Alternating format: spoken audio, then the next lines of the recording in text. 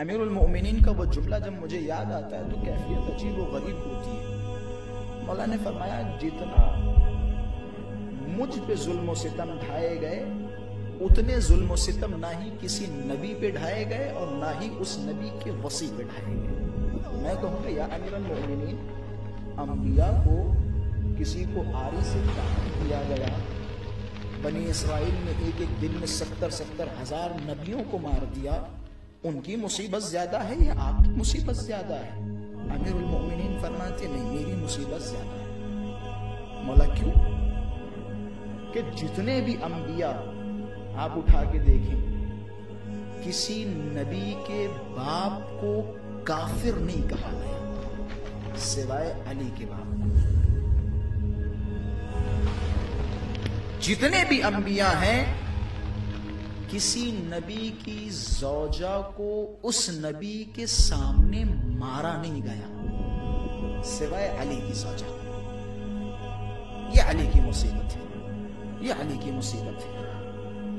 وَكَادَ حِلْمُهُ أَن يَكُونَ مُعْجِزَةً، علی کا معجزہ کیا ہے؟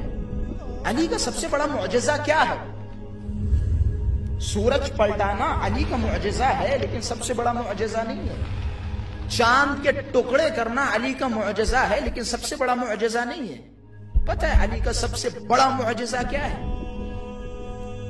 وَكَادَ حِلْمُهُ أَن يَكُونَ مُعْجِزَةً، جو اتنا بڑا شجاع ہو، بہادر ہو، ہمتی ہو، جس نے ہر جنگ میں پرچم اسلام کو بلند کیا ہو، مصیبت زہرا پر اس کا صبر کرنا سب سے بڑا معجزہ ہے۔ علی کا صبر نہیں، معجزہ ہے، معجزہ۔